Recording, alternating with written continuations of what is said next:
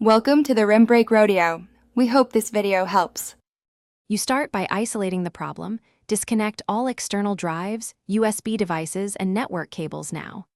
Next, force quit the unresponsive app with Option Command Escape. Select it and force quit.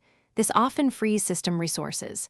If Finder is frozen, press Option and right-click Finder in Dock, then relaunch. Once done, save any vulnerable documents. If apps won't save, open Terminal and copy critical files to an external drive using CP or rsync to prevent data loss. Now dig deeper. Open Activity Monitor and sort by CPU and memory to find runaway processes. Select and quit process to free resources. If system responsiveness remains poor, restart into safe mode by holding Shift during boot. This clears caches and runs disk checks, helping identify software-caused hangs.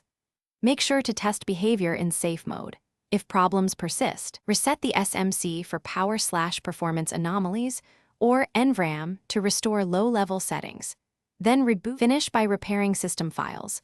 Reboot into Recovery, Command-R, and run Disk Utility First Aid on your startup disk and apps containers.